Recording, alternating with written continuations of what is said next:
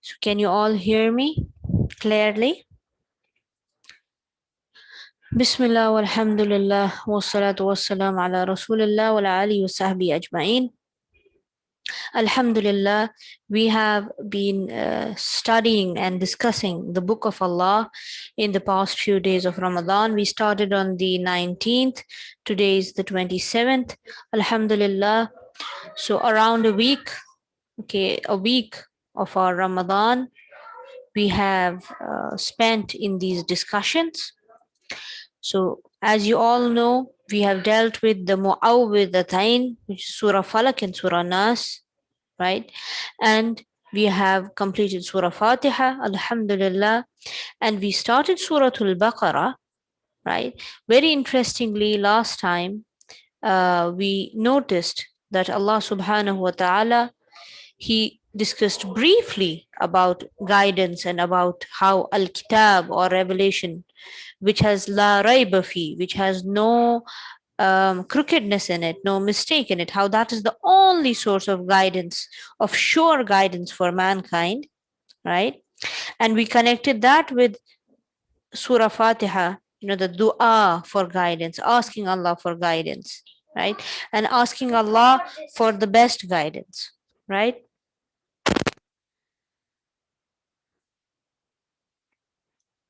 After that, we moved on to Surah Al-Baqarah. And yeah, what I was saying is Allah very briefly discusses revelation as a source of guidance in Surah Al-Baqarah. Then he moves on to discuss the qualities of the muttaqoon very briefly again, and briefly in a few ayat, the qualities of the kuffar, or a person who commits this act of kufr or covering up the truth, concealing up the truth, right? And then we saw that there is an elaborate discussion about a third group, which is the munafiqoon. Literally, we translate them as the hypocrites. But I think, in quite depth, we discussed what we mean by munafiq, right? So I am going to share my screen. Just give me a second.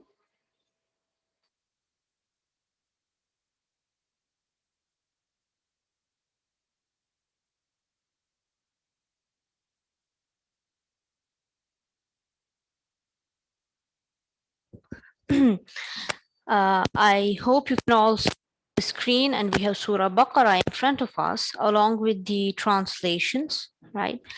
So last time we began the discussion, we started following the Quranic discussion about Surat Al-Baqarah number 8.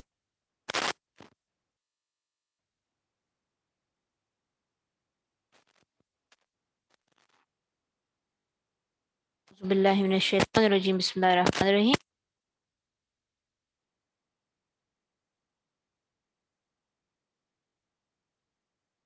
Rahim. That they believe in Allah and the last day, but not actually believers. So this is the definition of munafiq, right? Then we moved on, ayah number 8, 9, 10, 11, right? Then ayah 12 also, 13, number 14. So who would like to recite ayah number 14, 15, 16? Just these three ayat. Please recite them slowly, right? Clearly and slowly. Anyone who would like to volunteer?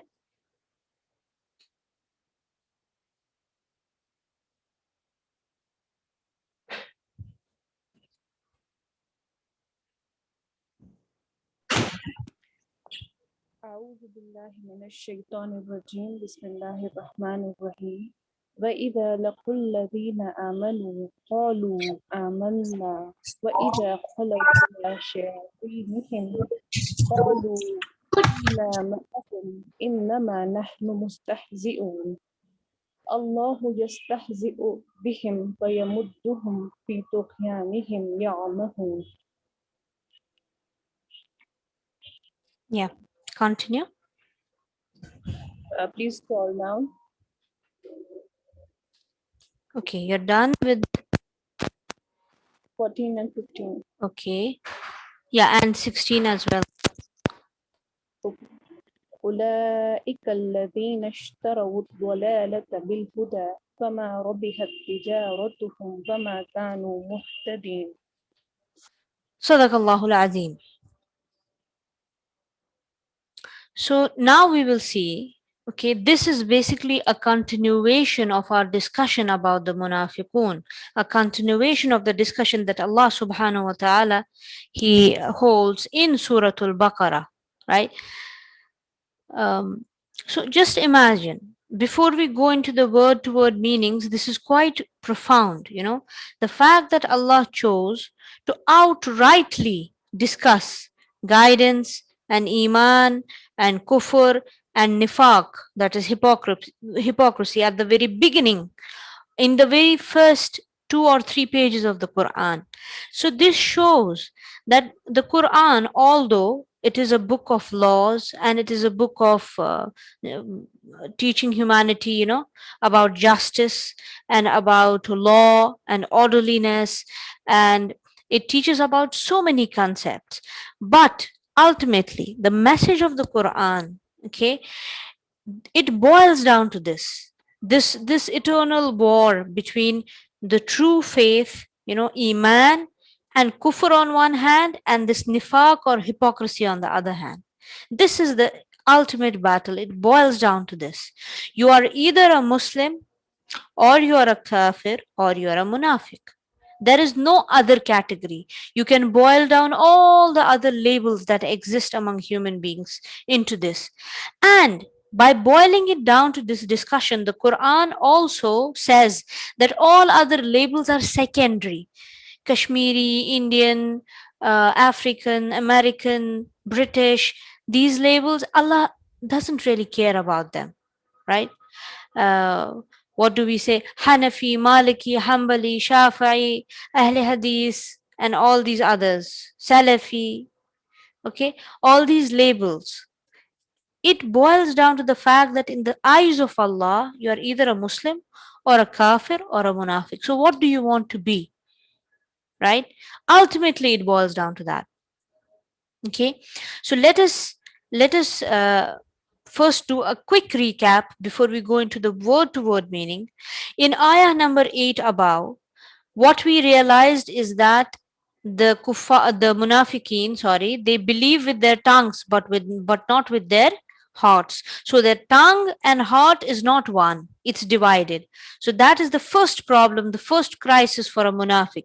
His heart is somewhere else, his tongue is somewhere else. Okay, this is can anybody tell me, have you heard that definition of iman? There is a definition of iman which includes the tongue, the heart, and the body.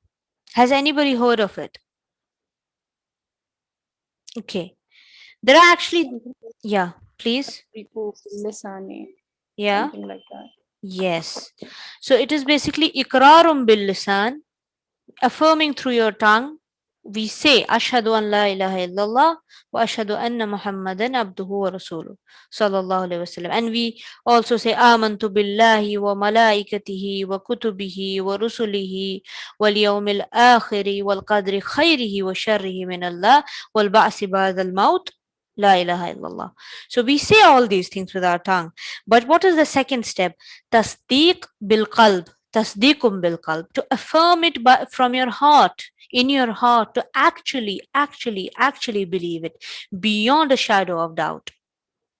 Okay, the third thing is amalum bil jawareh. Jawareh are, you know, your body parts, your limbs, that you actually act, you know, your limbs, they act or they stop from acting on a certain thought based on this iman. That this iman, which you said with your tongue and affirmed in your heart, then guides your body parts, your hands and your feet and your eyes and your ears and your tongue. Okay, it guides it what to do and what not to do. So your actions, they will be a proof of whether or not you have actually believed. So I hope that is clear. Okay, Now, then in ayah, okay, this was ayah number 8. Then in ayah number 9, Allah told us that they do not understand reality completely, that they are themselves deceived. Okay, in ayah number 10, we were told that they have a disease in their heart. Okay, and this disease will only increase, this disease of suspicion, shak, because of their deception, because of this deception that they are into. Then in ayah number also here, Allah told us that they indulge in takzeeb, lying, or basically rejecting the truth, not accepting the truth wholeheartedly. Okay, so let's start from the beginning. Ayah number 8, it told us what? That their heart and their tongue is divided. That's the first crisis they go through. The second thing is la yash'urun. They don't understand. They don't understand that actually they are the ones who are deceived. So deception is the second thing. They deceive themselves. In ayah number 10, Allah tells us that they indulge, they have a disease in their heart, right? So one more problem. So how many problems did you count until now? In ayah number 8, 9, and 10. Three problems. What was the first one? That their heart and their tongue are divided, right? Yeah. They're not united on one thing. Okay. So second thing was deception. They indulge in deception and they are themselves actually deceived. Third thing, they have a disease in their heart, and that disease is growing. That disease is doubt, basically doubt and misguidance. So three. Then in ayah number 4, fasad. They are mufsidun. They spread corruption on earth. Like they say, what goes around comes around. So the fasad comes back to them, they get involved in it too. So four things. Now fifth thing, which is there in ayah number 12 actually. Okay, again Allah tells us that they do not perceive reality, la yash'urun. This is the fifth thing, that they are not, their minds are not perceiving the truth. They are, again, they are deceived. They are not completely in line with the truth, right? They are deceived, they are living in a delusion. So these five things until now. What about ayah number 13? It tells us that they are the fools. They have been befooled. So this is a sixth problem. Are you counting how many problems there are with munafiqoon? With kuffar, what was the problem? One problem, that they knowingly denied the truth. But they denied openly. They say, I don't believe. Now see, these people, they neither believe nor disbelieve openly. Sorry, they neither believe in reality nor do they openly disbelieve, they conceal it. So until now we counted 6 psychological issues, 6 mental health issues, and 6 spiritual diseases. They are mental diseases and spiritual diseases that these people are facing just up to ayah number 13. Now, in ayah 14, 15, and 16, we will see. We will keep on counting. So, count 6, okay? Remember 6 things, okay? So, where kuffar have just one disease, the munafiqeen, until here, we counted that they have 6. 6 problems. Okay. Now, we have ayah number 14 in front of us. A'udhu billahi minash shaitanir rajim. Bismillahir rahmanir rahim. Wa idha, and when, laqu, Laqul lazina amanu. Laqu is like, you know what liqa is. Liqa, like we say ila liqa, like until next time. Liqa means to meet. So laqu is a verb, means when they meet. Okay. Wa idha laqu, and when they meet whom? Allazina amanu, those who believe. Allazina amanu, those who have believed. So when they meet the believers, qalu, they say, amanna, we have believed. So when they meet the believers, they say, we are also believers, we believe. But وَإِذَا, and when خَلَوْا, and when they are alone, خَلَوْا إِلَى شَيَاطِينِهِمْ, when they are alone with their shayateen. Again, shaitan here does not mean that they meet Iblis. It's not like they meet the jinns every now and then. Shaitan, What does shaitan mean? The word shaitan comes from the root shatana. Shatana is a verb. What does shatana mean? Shatana means to change the nature of things or the reality of things, to make good appear evil, to make evil appear good. If you recall, this is what Shaitan did, this is what Iblis did before he was called. Allah called him Shaitan Rajim. Shaitan meaning the one who makes the evil appear to be good. He beautified the act of eating from the tree for Adam alayhi salam and for his wife Hawa. He beautified that act in their eyes. How did he beautify it? He told them, he cajoled them into believing that, if you eat this, you'll be eternal, you will never die, you'll become immortal like the angels, you'll become beautiful and you'll become eternal, right? So Iblis became shaitan. So anyone from among the jinn or the humans who indulges in changing the reality of things into deceiving people, what does he become? He becomes shaitan. Munafiqeen are also shayateen. And it says shayatinihim, their shaitan. So in their group, the whole group, their whole community of hypocrites is a community of shaitan, because what do they beautify? They beautify deception. And what do they make to appear ugly or to appear distasteful? Iman. Completely believing, fully believing, wholeheartedly believing, plunging yourself into the struggle, standing shoulder to shoulder with believers, completely surrendering in the way of Allah. That is something good and virtuous. But the munafiqeen, they make it appear like it is, old fashioned and outdated and not very intelligent, right?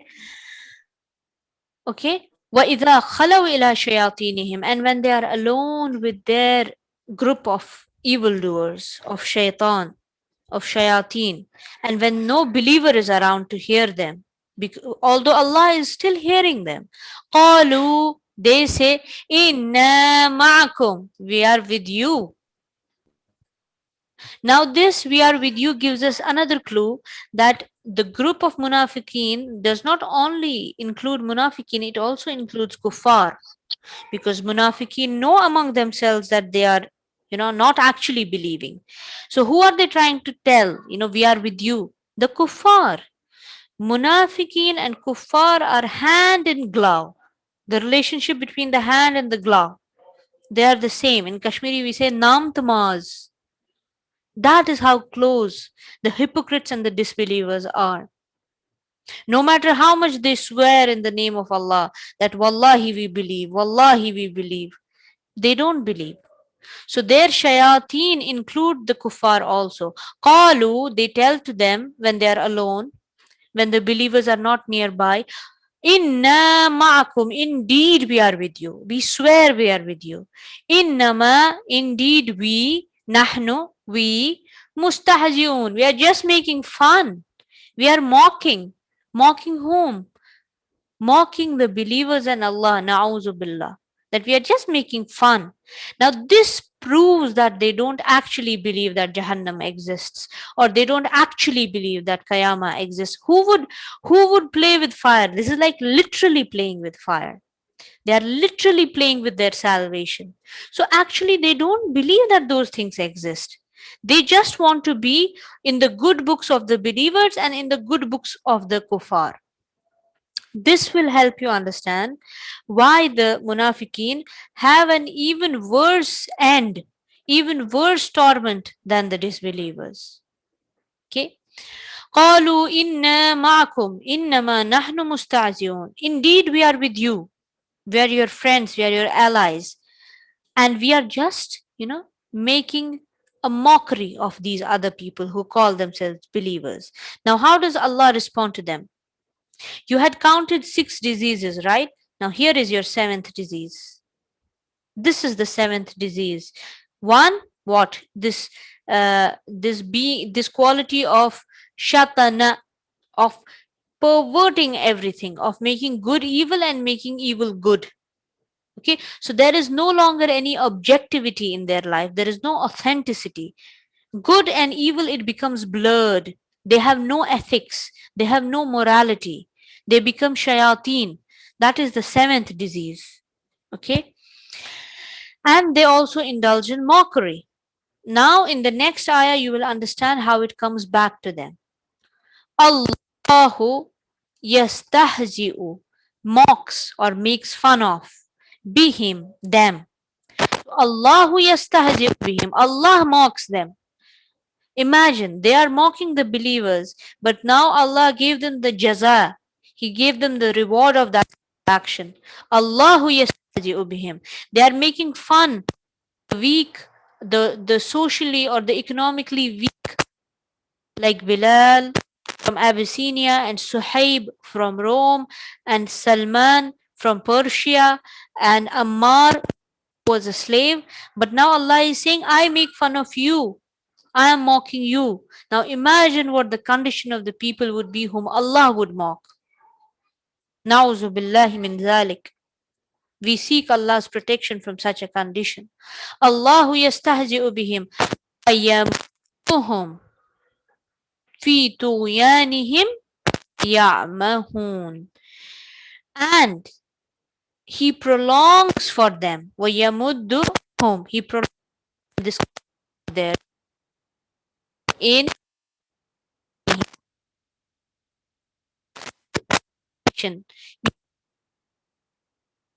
your sinfulness, obedience. That is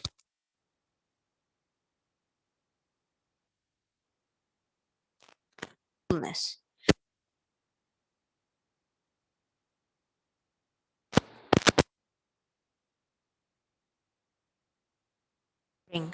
Okay, your body.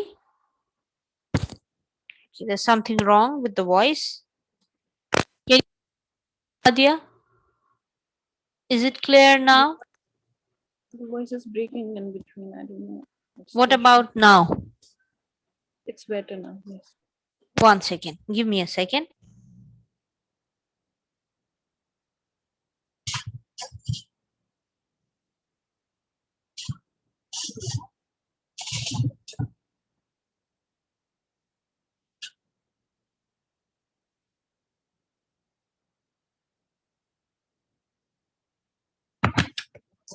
Is it okay now? Is the voice fine now? Fine. Okay. Alhamdulillah. Okay now. Okay. Okay. I hope it stays like this. So where did it start breaking? Did you hear what I said about ayah number 15? Allahu yastahzi'u bihim. About the mocking part, I heard, but all right. Allah is befitting them. Such a condition that Allah is laughing at them or mocking them, making fun of them, mocked at. Okay.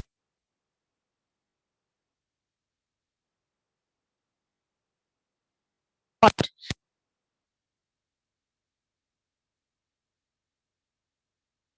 We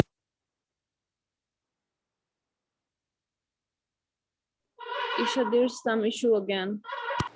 again? Yes. What about now? Now it's fine.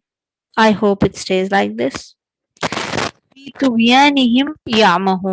So in their transgression, okay, they are in transgression, in a state of transgression, but that it was not enough that they are in transgression, means they are breaking all boundaries that Allah has set of halal and haram, good and bad, of moral and immoral.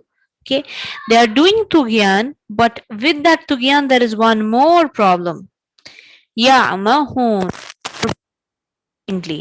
Firstly, they are arrogant, so they are transgressing. Secondly, they are so they are.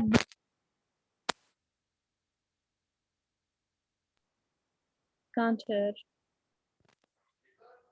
How about now? I think It's okay now. I think in the recording it will come out fine. Okay, I think in the recording it will be fine because because Zoom it records on this PC. So I think on this PC it will be fine. You're not able to hear because of the internet connection, but once I upload the recording, and will hear. Okay. So two problems are there for the munafiqeen in this one ayah, right? Firstly, they are mocked at. Okay, we understood that's a condition. But there are two issues. Number one, they are in a state of transgression. And why are they, you know,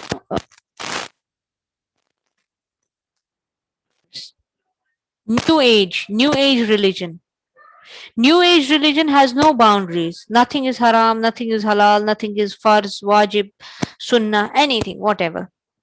New age religions, okay, neo religions, like you have the hippies, right? So what is their issue? They have no boundaries. Okay, they have no boundaries at all. So tughyan, transgression, number one, always blurring the boundaries that stop a real believer from doing immoral acts. Secondly, mahun, okay, blindly without guidance. So why are they transgressing? Because they don't really believe. When you don't really believe, you don't really believe in Jahannam, you don't really believe in the day of judgment, you don't really believe even in Allah. So you don't believe that your deeds will have consequences. Just like the kuffar, you believe that you will die and the cosmos finish. There is no other life. This is why they are in Tughyan. And Ya'mahun, blindly wandering because they don't have guidance. They lost that guidance. They lost the guidance. And that is why, again, we come to the question of guidance. So until ayah number 13, we had counted 7 problems, right? We had counted 7 problems. In ayah number 14, we counted 6 problems. In ayah number 14, we counted the 7 problems. That is perversion of nature, shatana, becoming shayateen. Okay. After that, in ayah number 15, we counted 2 more issues. That they are, number one, they have limits. Okay, they have no boundaries. They are transgressors, and they are wandering without any guidance. Okay, so 7, 8, 9. And if you would add to it the fact that Allah is mocking them, it becomes 10. 10 issues until now. Can a person remain peaceful or sane, mentally sane, when he has these 10 personality problems or mental issues, psychological issues in his life? Can he be at peace? This person, can he ever be at peace? You see, the condition of the munafiqeen is far worse than the kuffar. Okay, so may Allah protect us from this nifaq, from this disease, just like He protects us from kufr. Ameen. Now, ayah 16. In one sentence, he will summarize everything until now. These 10 diseases or these 10 issues that we counted. What does Allah say? Ulaika, they meaning the munafiqeen. Ulaika allazina, they are like those, allazina ishtaraw, those who have purchased, you know, purchase or bought what? Ad-dalala, misguidance. Have you ever seen somebody paying for something that is fake or something that is, paying for something that is wrong? That person is foolish or stupid, right? You will say that he did a bad trade. Ghate ka soda, what we call in Urdu, right? Ulaika allazi nashtaraw they are the people who have purchased misguidance. They have purchased it. Imagine. They have purchased. Now, how do you purchase something? You pay a price for it. So, what did they pay? Seemingly, Munafiq is in a win win situation. He's in the good books of the believers and in the good books of the disbelievers. The problem is They forgot that actually Allah is keeping accounts. People don't matter. He is the one who will give you recompense on the day of judgment and in the hereafter. Okay, so now what is the problem? The problem is they paid the price of those 10 things that is counted. That is the price they paid. They lost all those 10 things which hold meaning for a human being. Okay, being at peace, being sincere, being single minded, being devoted to something, experiencing bliss, experiencing unity within a group, experiencing brotherhood. They don't have any of that. Experiencing guidance and the happiness which comes from guidance. So they paid the price by losing all those 10 things. Okay. And what did they exchange it for? الَّذِينَ اشْتَرَوُا الضَّلَالَةَ بِالْهُدَى. They purchased error, and what did they lose? They lost guidance. They purchased misguidance and they sold their guidance. Okay. نشتروا الضلالة بالهدى فما ربحت. ربح means profit. Ribh means profit. فما ربحت, they did not profit. Okay, tijaratuhum, in their commerce, in this transaction, in this tijara, there is no profit for them. And wama kanu muhtadin, and they are not among the rightly guided. So ultimately, total khasara, khasara, nuksan, total nuksan. Why? They're always looking to make profit, right? They want to be in the good books of all the people so that they don't miss out on any profits that they will make, any benefits. Friends with benefits. This is what they say in English, right? So they want friends, but they want benefits. Okay. Now, what happened in the end? In the final analysis, they lost everything. They got loaded with those 10 diseases of the heart or diseases of the mind. Okay. Plus, they made such a stupid bargain that they sold their guidance and they purchased guidance. Now, neither did they make a profit in this trade, nor are they counted among the guided ones. So, this is in the final analysis. This is the verdict that Allah passed against them. That verdict you can see here in ayah number 16. We will not continue with the rest of the ayahs yet, because here the verse ends, but you know what begins? The visual explanation of the condition of the kuffar will begin. So we have, sorry, of the munafiqeen will begin.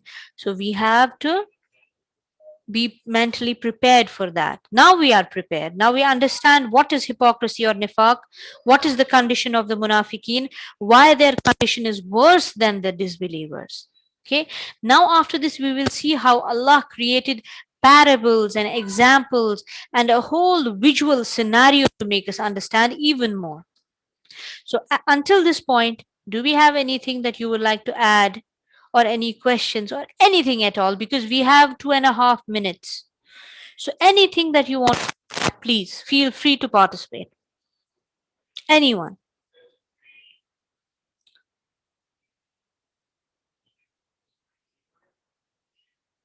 You won't get this opportunity again.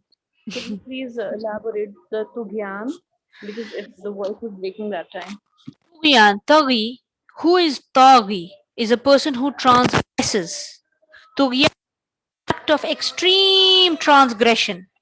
What is the opposite of transgression? Staying within the limits, within the boundaries, what we call hududullah, the boundaries of Allah. So Allah has put certain boundaries to limit human behavior, like what you can do, what you can't do, what you can say, what you can't say, right? Those kind of things. What you can think, what you can't think, what you can believe, what you can't believe. These are all boundaries.